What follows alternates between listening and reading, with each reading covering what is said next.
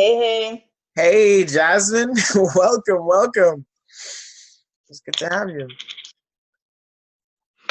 How you doing? I'm doing great. I just adopted this new hairstyle type. I'm probably gonna keep it for a very long time. You know. Wait, did you freeze? Oh no, Can you you're see? breathing. Yeah. Okay, okay. How you I like doing? it though. Thank you, thank you. I'm infatuated with mohawks, so this is the closest thing to a mohawk that I can go for. How's I everything? love it. Thanks. Everything is phenomenal. How about yourself? Oh yeah, we're just moving, making things happen. Even though Uh-huh. I'm a big introvert, doing business, network marketing, doing these interviews, they've really helped me, get out of the shell because I'm a big turtle, and I used to have turtles in New York, but so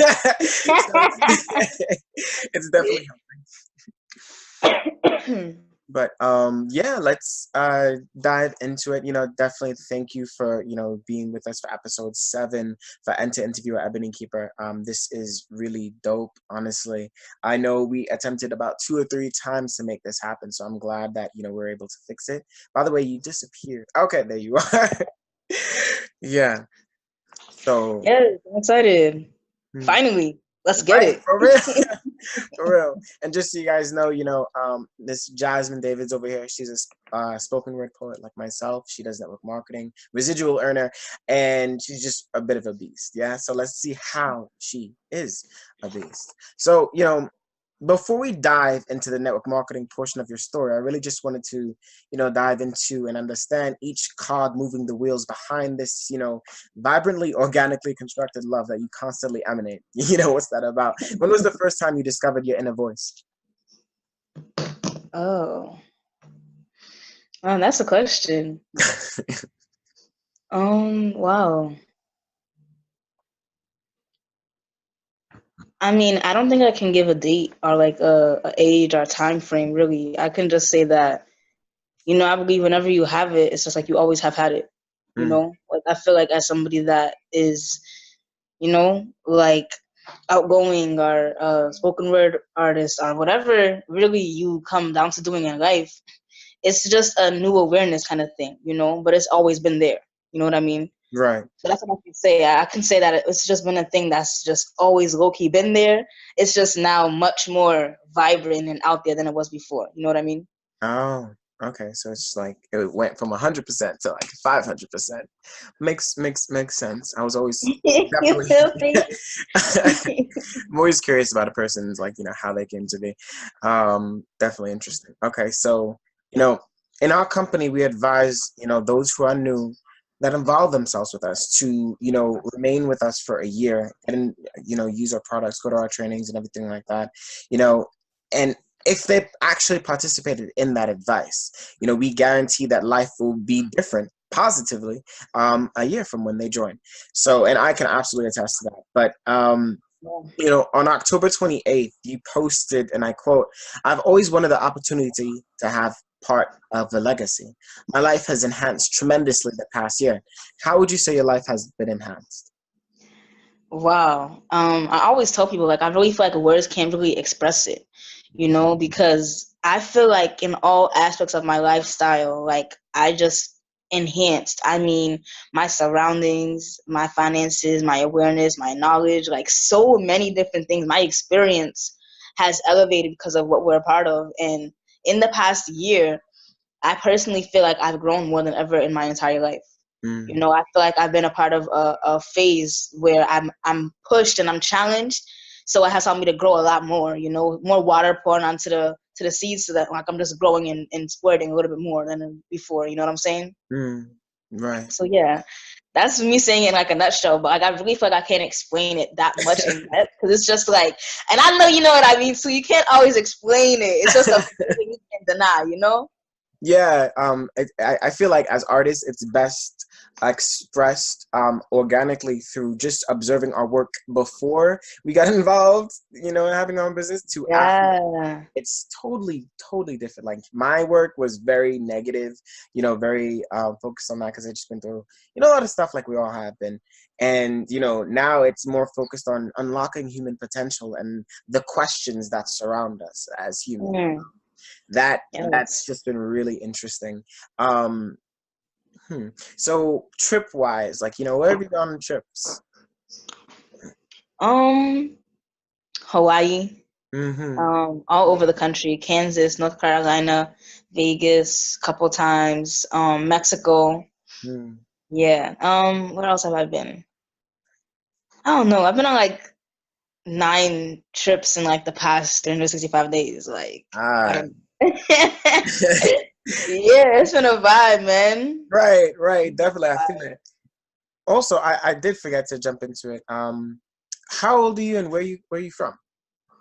Okay, 22 years old, stands for double peace, Stands for double the peace. And I'm from Brockton, Massachusetts. Okay, okay. City of Champions. Yeah, I love it. I love it. Myself, I'm from Queens, New York, but now I live in Georgia. Um, Also, now we've been like very transparent over this series, like, with, the fact that, we do dream trips and everything like that. So I know you said Hawaii, I know you said Mexico. How would you explain your experience at a dream trip? Whew. I mean, VIP, celebrity. Like, I feel like I'm like meant to be there. Like, picked up from the airport, picked up with a sign. Like, the experience overall, like on a scale of 1 to 10, I would give it a 12. Mm. Like, it's just an experience that I've never had in my life ever. And you literally get treated like you're a VIP celebrity that's visiting the location you're going to. Like, everything is completely planned out for you. You got the itinerary. You got your host always checking in with you. Like, everything is just, it's ease. It's like you feel so at ease. Like, you don't got to stress or worry about anything. Everything is just literally given to you. You can just go and have your fun. I So love experience-wise, 12. Right. I dig it. I dig it. Wow. Okay. So from October 20th to 26th. I know you just did a 7-day, like, for real, spoken word poetry series thing this past week. But on October 2026, you posted, your 7 days of for real series all over your social media. And on the first episode alone, you said something that hit me hard. You said, life is bittersweet and you will get hit in the face. You will get punched. You will get knocked down. But what always matters most is if you are willing to actually get up. Now, we both know of people who attempt something different, and when they get a little pluck, it's enough to send them reeling. But I'll admit I received a punch that took me years to recover from, in my experience. And only through my team support, meditation, and becoming a spoken word poet, I was able to really get back into the game myself. So, as you were building this business, what was the hardest punch you received, and how did you manage to stomach it to keep on trucking? Hardest punch. I would say first hardest punch was my family bashing what I was doing. That would be the first hard punch. Just because, I grew up, I'm the first child, I'm the oldest, and I've always been like low key the black sheep of my family because I'm extra excited, extra like hippie-ish, extra amped, extra like, oh my gosh, let's have fun. Like, I'm just extra, extra, extra with everything. So I've always been like low key the black sheep. So it was surprising, but it's kind of what I expected. But it was still a hit because I was like freshly new into building the business. So that was literally the first hit. But I would say moving forward, the next hit that I say would probably be the hardest hit. And why I say it was the hardest is because it was myself. And I strongly believe that, you can either make yourself or break yourself. I strongly believe that no one else can hurt you more than you can. I strongly, strongly, strongly believe that. And, it got to a point where it was just a frustration. It was just, uh, I don't know, like a negative energy kind of, building. And I was just at the point where I was frustrated and some emotions weren't where I wanted it to be. So I would say that was the next and probably the biggest, hardest punch because, you know, if you're not all for yourself, no one else is either. So I had to learn that along this journey. And I've always been positive, always been outgoing and just, really looking for the light and everything. But I really got to a point building the business where I got frustrated, like really frustrated. And I was building in frustration. I was building like in desperation. So it showed and the results showed in the manner too. But that phase ended shortly. It was a short period and it ended. And I would highly say, like, now talking about it, I can say that was the hardest punch I had, because I myself was my own problem. And if I'm my own problem, I can't build correctly because I am my business. Like, you know what I Right. mean? Right. So I would say that's the biggest punch, because my family, you know, I'm I'm strong. You know, they hurt me. You know, it was a little bit, it was hurtful, but I got over that quickly. You know, because I know I'm doing it for them anyways, and I'm gonna do it regardless. You know, Right. but then moving forward, it was myself that definitely gave me the hardest punch, I would say. Mm. I definitely understand that. I really respect entrepreneurs so much, especially like Richard Branson. I don't know if you read his book that he wrote 20 years ago. It was called something like The Virgin or something like that. No, I have not read it. Oh, he's so brilliant. Like, he's only lived his own way his whole life. Like, he literally kidnapped his girlfriend before she was his girlfriend from the guy that he was dating, and then just, Wow. yeah, like, just all this stuff. And now he has 400 plus companies worth billions of dollars. And I Yeah. just love entrepreneurs for the fact that they're just, they're their own God force. You could almost, Yes, it's so interesting. it is. It sure is. I know exactly what you're saying. Hmm. It's beautiful. It really is. Yeah, they're like all pieces of art, all of them. Um, so what specific speech, podcast, or book have you been exposed to that shifted your thinking with the largest impact since you've joined the concept? Oh, you want me to pick one? Oh man. Wow. I'm gonna need a second to think about this. Mm. Hmm. This is difficult. Mm. Wow. Oh man. Okay. I'll say the most recent speech that I've heard that definitely impacted my life and my business was actually at our event called Momentum in Alabama a couple months ago. And Johnny Wimbrey's Mm. speech was outstanding. Like, everything he was saying, I felt like it was a reflection of me. I felt like I was the only person in that room listening. Like, it was just like a whole it was like a reflection type thing, and that's why I love that. I love when people talk like of things that are reflection wise, that not only is relatable to the person speaking, but relatable to everyone in the audience as well. Mm. So that speech definitely, it was just about morals. It was just about, the principles of your own life, and just having your own commitment to yourself and standing strong within yourself. And I'm all for that. And it was just perfect timing, divine, everything. So Mm. definitely most recent speech, that has to be it. Right. I dig that. For those who are not familiar, check out Johnny Wimbrey's book, From the Hood to Doing Good. Or check him Yes, out. beautiful book. Oh yeah, yeah. Check him out he's all over YouTube. Yeah. Let's see. I love that. I do love Johnny Wimbrey. I love him. um, let's Yes. who are two mentors of yours that you look up to, and what is one lesson from each you've learned that has shifted your thinking the most? Okay, two mentors I look up to. Side note, actually. So prior to me being a part of our organization, it was always funny to me to say, that I had a mentor, or that I looked up to people. Like, I grew up in the mindset of just like me personally, not that I was instilled in me, maybe it was subconsciously, but I just grew up in the mindset that, like, I look up to myself, the best version of myself. But growing and having more awareness, I realized no one has ever been successful without having mentors that have guided them throughout the process. So side note. But I got you. No, makes sense. Huh? Like the transparency. but yes. But as far as mentors go, I will keep it in relations of personal mentors, because I believe I have a lot of mentors now that I look up to, people that are multi-billionaires, people that are, great public speakers that I look up to now, motivational speakers, that I look up to as a mentor. Mm-hmm. But personal mentors, two people that I look up to, I would say Pamela Pacheco. And why? Because that woman is a powerhouse, and she literally moved her entire life to my city to help me expand what we're working on. So, like, I look up to her very highly. And one lesson she has taught me, so many. Oh my goodness. So freaking many. Oh my gosh, this is hard.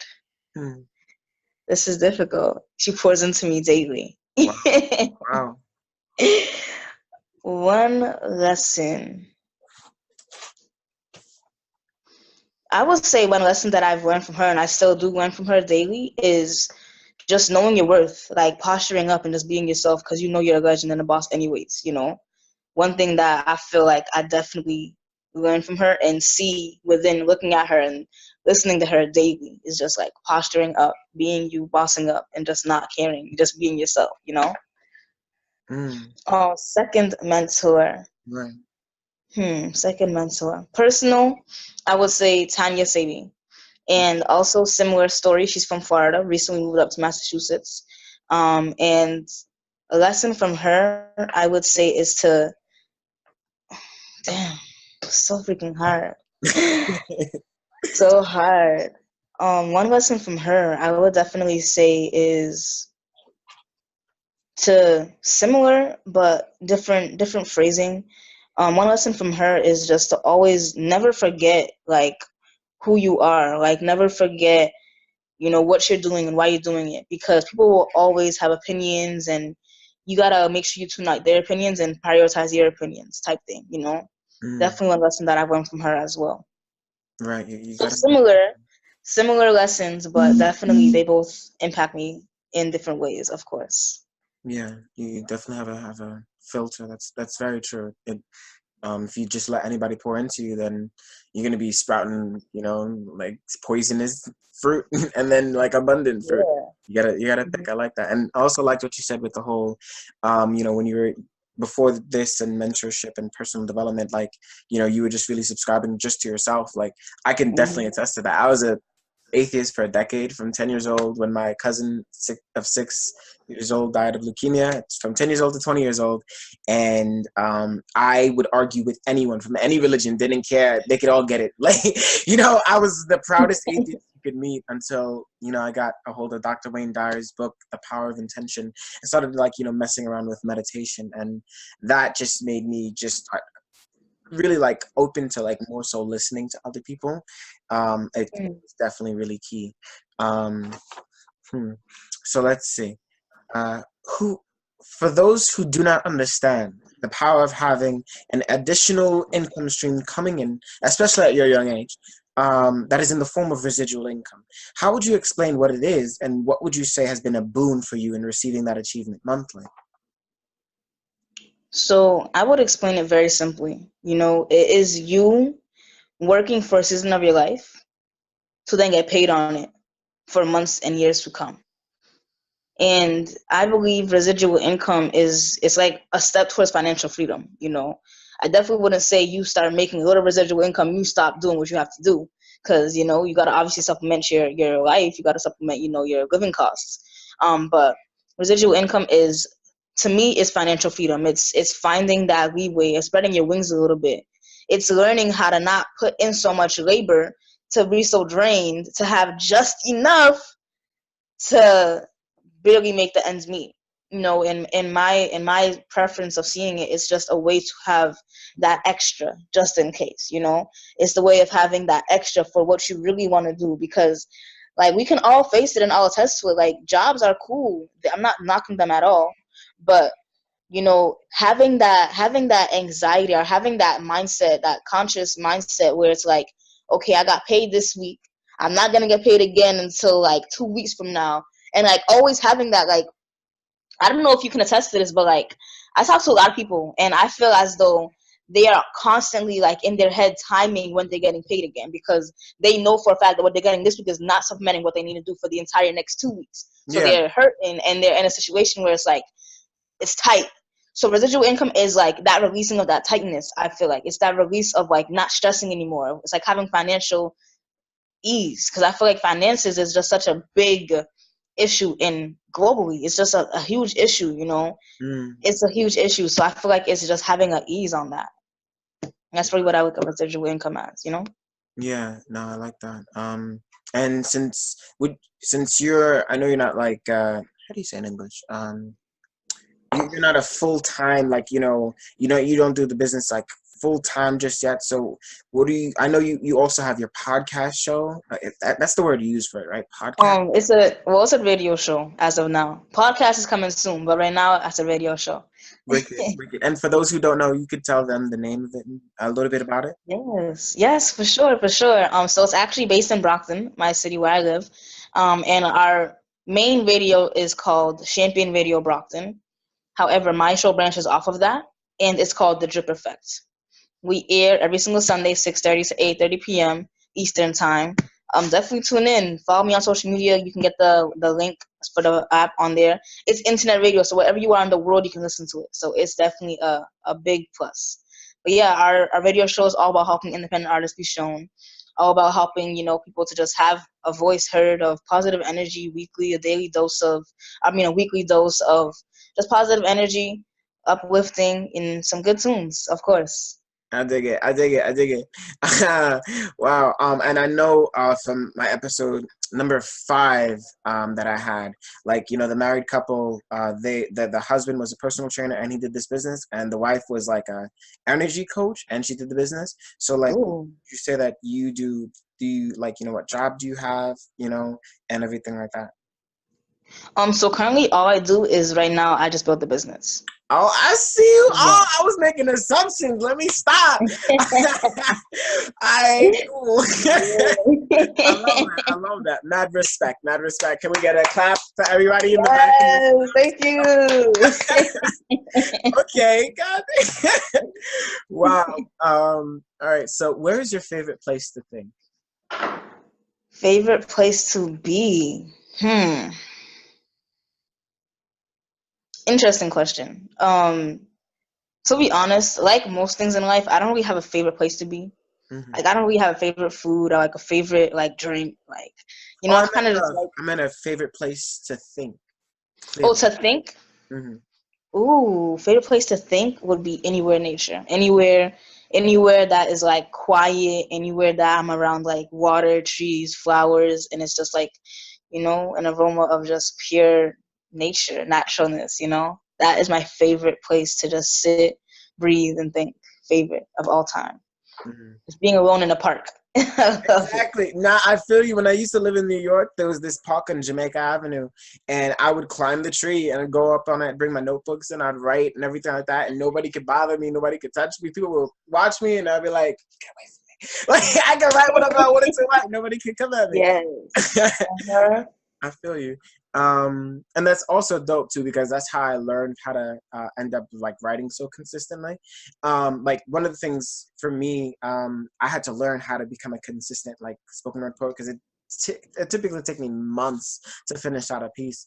But then like my friend from India, he was a beast at consistently finishing pieces, if not in a day, but in a week. And I had to ask him, I was like, how'd you do that? And he said he leaves his house and he walks through nature, and he like walks through graveyards, and he just communes.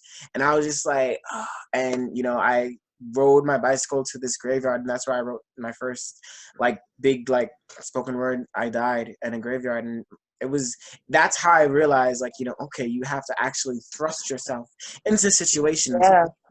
And it's so interesting. How did you actually get into spoken word poetry, would you say? So, well, I can say first things first, it's always been poetry. Like poetry will forever be my core, like just poetry. But honestly, like if I can go back in time, I would say I had to be like 10, 11, 12, maybe even younger than that, where I really started to write. Like, and I wish I'm sure I still have some more stuff like at the old house I used to live at, but like I used to write like poems, like short poems, like, started off with roses are red, violets are blue type stuff, and then having my own little ending. Or it can be like little quotes, I really started off with quotes as well. I used to make quotes, and definitely little insight. I'm going to definitely start copywriting quotes to start placing, on things and have them hung around places. But poetry is where it started. Spoken word, I would say I very much started a few years ago, where I actually started to get on stage and I started to get in familiarization of like getting out there and just letting my voice be heard, not only from me saying the poem, but making and turning that into a spoken word piece, and just exuding the energy of each word and of each stanza, just going in. That's really when I started spoken word. So I'll say a few years from now, I started I love that. word. I love that. Another question that I'd asked for episode number 6 for Jelena Ostrovska, you know, since she's an artist as well, she paints and she does business and everything like that, and she does like, you know, coaching online. I asked her, you know, have you seen any intersections where you as an artist and you as a business owner, like the one complemented the other? I would ask you the same thing. Have I seen an intersection where they complement each other? Yeah, and to give you further background, I got that from this book that I read called The Art of Learning by Josh Watskin. You know, he was the second youngest person to defeat a computer at chess, and you know, he ended up becoming a worldwide, and at 16 years old, and he ended up becoming a worldwide like chess champion, and then went into Brazilian Jiu-Jitsu, became a worldwide champion, and then went into Tai Chi push hands, and mixed all those experiences with meditation. And I would definitely recommend The Art of Learning. His mind is so curious. He meditates with his like 2-year-old, 3-year-old kid, and he learns things from his kid. Like that is goals right there. But that's where that's where I'm coming from when I'm asking that question. Okay, definitely. And why I say definitely is because I feel like as somebody that writes in general, whether it's just you writing short stories, whether it's you writing poems or doing spoken word, whatever it is you do, you know, I strongly believe, or even painting, like you said, the last speaker on your interview did, every single artistry thing you can do, it comes from experience. You cannot paint or write about something you have not experienced. And I strongly believe that in the past year and a half that I've been a part of our business, that I've experienced so much in life, you know, through myself, through emotions, through peers, through my surroundings, through everyone that I'm around, that it's poured into, and it has brought my knowledge and awareness up more for me to pour into my own work. So I strongly believe that it has intersected, and I believe it continues to all the time. Because like I'll be talking about certain things, and I would have never have talked about those things had it have not been me being a part of this business, you know. Because you know, like our business is really a people business, you know. So I strongly believe that when I speak in my spoken word, I'm usually speaking of, you know, uplifting yourself. I'm usually speaking of, you know, living your best life, you know, awareness of you. So I truly believe that it consistently intersects always, you know, because that's really what we do, you know. I love that. That's so interesting. Like, you know, when you can dig into a person's like story, I think everybody's like a tree, and so when you can get down. Yeah, I've been saying this for like my whole life. That's why I love trees. Literally, I'm gonna hold on. Look, let me show you my love for trees. Let me show Okay. you. Like this is like I feel you. Wow. This is my love. Like That's your same. background? That's my lock screen. Yeah, my phone. Oh shoot. I love trees. I feel the same exact way. Everyone's a tree. But Yeah. that's another story for another day. We'll talk about that for hours. I go deep. I go deep into it. I go deep. So another interview, another time, we're gonna talk about that for sure. I got you. Yeah, I actually have a tree design that I'm gonna have tattooed on my back from, you know, growing from this Yes. into a tree. And that I have a whole philosophy behind that. Just to mark my journey. But yeah, another conversation. So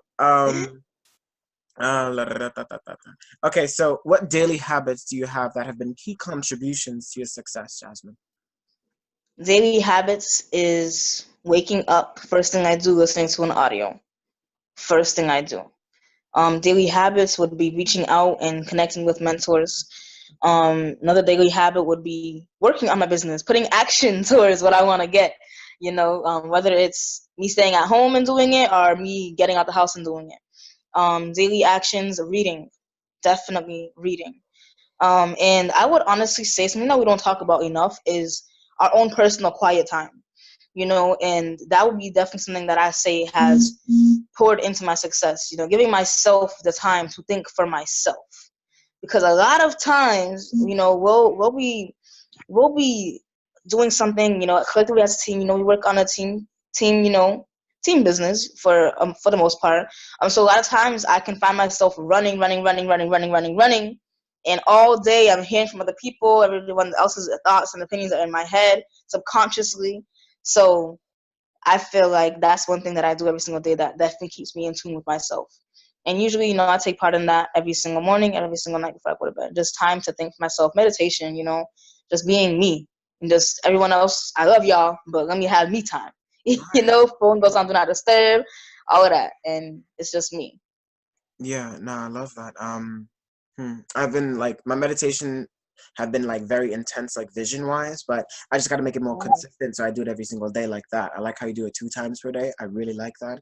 Okay. I actually need to get more consistent with it because I haven't been doing it 2 times a day. Mm, That's usually my goal. mm. But yeah, I'm definitely on your level. I'm trying to get more consistent with it because definitely like it's so powerful. It's so powerful, and then like I can't even imagine like being a 2-year-old, like you just said. You know, he does with his son. Like being a 2-year-old doing that. Imagine when you're 20. You're I gonna be know. you're gonna Oh, be walking through the world like nothing can touch me. I'm good. Like you're gonna be on a whole different wave.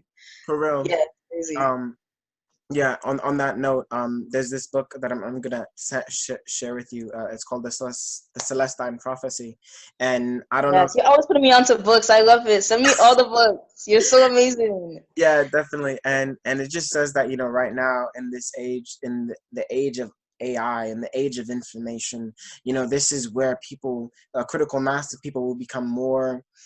They will realize there's a deeper meaning to being human than just eating, sleeping, Mhm. copulating, having children, and then dying. And it's I so. need it.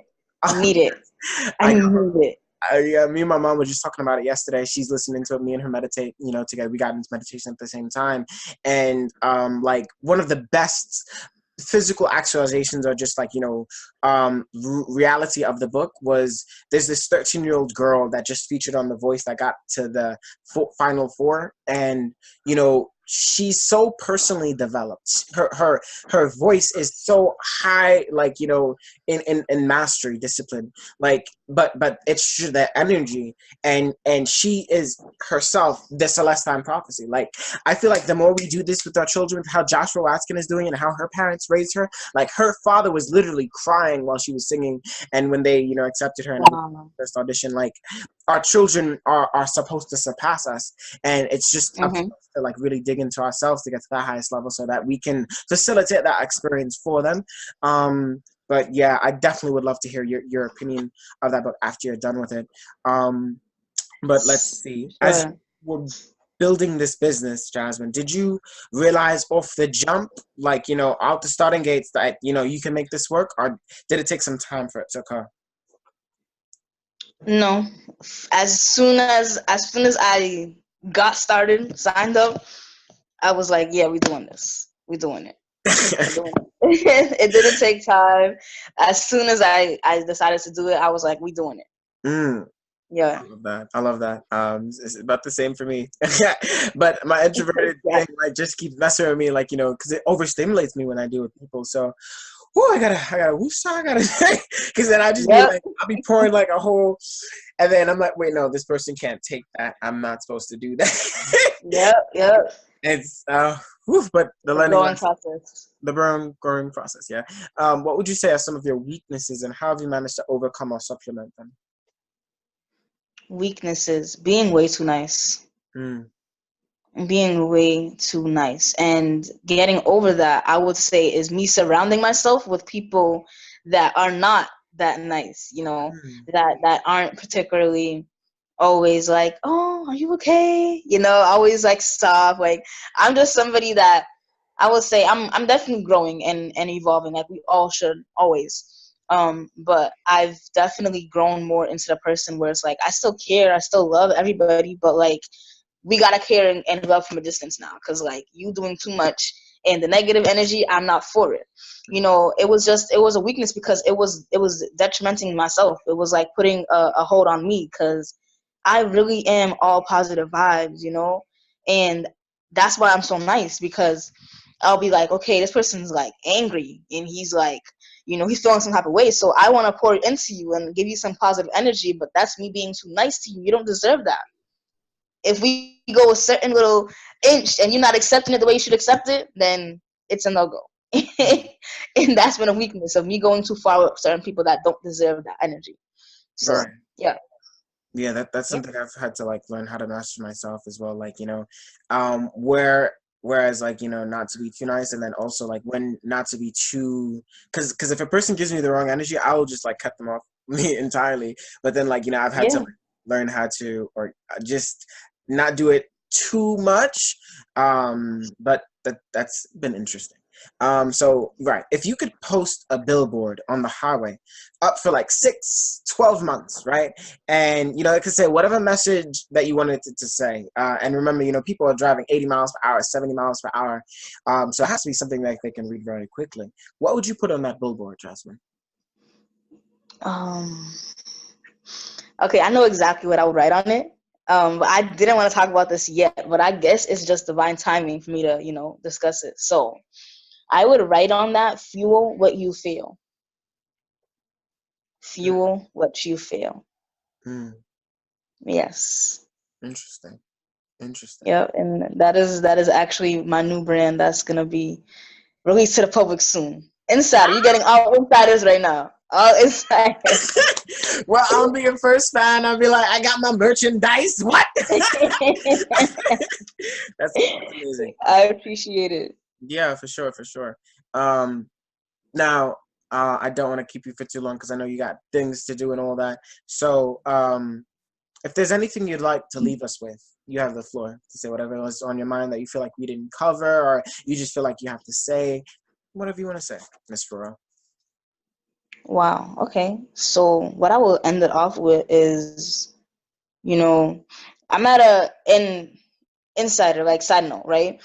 It brought me a lot of joy and, just I would say confirmation and validation by you saying that this was the 7th episode of your interview, right? Yeah, and 7 to me means a lot. I won't go into it, but it just ties into what's happening right now, and I'm really declaring this phase of my life right now as the flip. And the flip is just like the flip on everything in life, all aspects. And to leave it off, I won't go too deep into my story, but just to reflect for someone else that might need to hear this is, when you know your worth and you know exactly what you want to do in the world, just take that and go with it.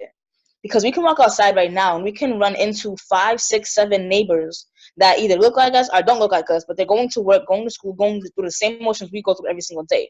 So what is making and declaring you as you?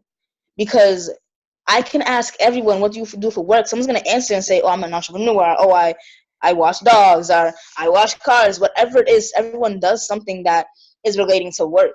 So the time of my life I'm in right now is defining who and what I am as a legend that makes me different than everybody else. Mm. So a little deep, but like that's where I'm at in life right now. And if I can impact anybody else to feel that same energy, just to wake up and just be like, yeah, like it's me, that's it. Because there's so many, like we were just talking about that book, I need that book, because there's so many other human beings, right? We can walk outside and see thousands. We can, throughout our day, we pass how many people throughout our day, whether we're going to the Dunkin' Donuts drive through or we're going to the Price Right grocery store or whatever it is, we run into people everywhere. So my thought process and my belief and energy right now is just aligned with when I'm walking and I'm around other people and I am doing whatever else. What am I leaving behind that people are like, she's a little different? She, like, I passed a lot of people today, but like I just felt a different energy from her, and that energy is just coming from you knowing your worth and walking it like you talk it, like just being you and just going out there and being you. Like, I know I'm a legend, so I talk like I'm a legend. I'm not gonna shy away from that anymore, you know what I'm saying? And that's just where I'm at in life right now. So that's why I call it the flip. Like, the flip is just you doing what you want to do, living how you want to live, and following the energy you want to follow. All positive always, and just making sure you're leaving an impact on people where they're looking back like, she smiled extra hard holding the door for me today. She said hello with a lot of love and a lot of energy. I like that. I never got that before. What are you doing that is defining you as you? And not everyone is going to be extra ambitious and extra energetic like I am, but I just go to say, like, figure out, and don't stress yourself out figuring it out, but figure out what you want to do long term wise, like what you want to leave behind when you are no longer here as a human being, and follow that and walk in that path, because whatever that path is you want to follow and walk in is exactly what you should walk in every single day. Otherwise, you're not going to be remembered for that. For all we know, I could be gone today or tomorrow. I could. We don't know. We never know. So what have I left behind up until this day that made people know, okay, wow, this woman did this, that, and the third. Like, what did I leave behind? What did I give off to the world? What did I give off to other human beings that need my energy? Because a lot of times we forget that, like we were talking about trees, right? Why I love trees is because I realized that there is no tree in the world that is exactly the same. Might be the same category, or might be the same kind of tree, like a pine tree or, you know, an oak tree, whatever. But there is no tree in the world that is exactly like another tree. And I realized that years ago. When I realized that, I was like, this is why. This is why I freaking love trees, because that's how I feel about life. Like, there's no other Jasmine Davids, aka For Real. There's no other one. So who am I in competition with? Who am I waiting for? It's just me. So what have I given off to the world so that they know me? You know? That's like you. Like, there's no other person like you. You're so distinguished by yourself that it's like you gotta walk in your own worth. You're the only Jean Paul. You're the only one. So, like, we gotta walk in that worth. Like, we gotta walk in that legacy, because there's no one else who's gonna walk on the path of life like we're walking on it. So we gotta declare that and just be our own legends and just go out there and just do the damn thing. Right. That's what I'm gonna leave it off at. Right. I love that. I love that. It definitely coincides with you know, the way that what I'm fascinated with is power voices. You know, like, it's the reason I almost killed myself when I was 16 years old. Like, you know, because my dad for 4 hours kind of prophesized into my life how, because I was gay, like, how my life would be like. And I believed every word that he said. But then my mom used her power voice to sort of cut him off and grabbed me and, you know, said, I don't care who you love, I still love you. So ever since then, you know, I've been fascinated with unlocking a person's power voice, because I was so subscribed to his hypnotic rhythm that I could not think of thought for myself, you know. And now I'm realizing, you know, if everybody starts awakening their power voice, then for those key moments, like my mom was there for me, you can disrupt your child, you can disrupt that person who's your best friend or something like that, that going through whatever. And that's why I'm fascinated with growing a person's power voice, because I feel like that's something that we need. Les Brown shouldn't be the only one, you know, that Les Brown and Johnny, remember, you know, like, we, like, you're unlocking your power voice as it goes. You just went into it. And I love the fact that you're contributing towards that in your own way. And I will support anything that you do, Jasmine, that I feel like could you know, make that happen more so multiplicatively. So I absolutely love the fact that you joined us here for, you know, and to interview EbonyKeeper. You know, I love your energy. And, you know, where will people find? I'm sorry, you cut off a little bit. Oh, sorry. I said, where will people What's find? the last thing you said? Yes, so you can find me. Yes. So all social media, you can find me on Facebook, Jasmine Davis, and you can put in parentheses For Real, because that's how I'll come up quicker, because there's apparently a lot of Jasmine Davis in the world. So Jasmine Davis parentheses For Real. Instagram For Real, FOREAL 1R underscore. Again, For Real, FOREAL underscore. And then Twitter, you can find me on Fails of For Real. And yeah, that's all social media, is correct? For the most part. Snapchat For Real underscore 12 if you want to add me on there. But yeah, that's really where you can find me at. Follow me, send love, I'll send love back. I love connecting with new souls. Let's get it. Let's get it. All right. Take care. Absolutely. Thank you so much. Like, I really appreciate this. Like, I really, really do. And definitely, like I told you before, like, this is going to go much farther than me and you being in both of our houses, you know, talking on a Sunday morning / afternoon. Like, it's going to go so much farther, because it's like, you know, manifestation, you know, you're putting energy out towards what you want to do. So all I'm going to tell you is just keep that same energy, keep pouring into what you want to do, keep finding people that have like-mindedness of you, that want to also help you to elevate your dream and elevate what you want to do in life. And I promise you, this is just a start, man. Just a start. You're going to have your own talk show. I can see it. You're going to have you're going to have something spectacular you're going to have. And you're going to be calling me to come on stage with you or something like that. You I'm like, oh yeah, let's do it. Let's do it. And for those who don't know, like I'm gonna be seeing you in United in Los Angeles next month, April Yes, can't 14th. wait. It's going to be amazing. Literally 15,000 creatives, entrepreneurs from 41 plus countries, all being taught how to unlock inner potential, human potential, by some of the best in the world. And I can't wait to see you there, Jasmine, next month. Can't wait to see you either. Let's get it, man. So happy for everything. Thank you for having me on here again. Most definitely, yeah. Yeah. Bye. Good night. Good day. Good day, good day, yeah.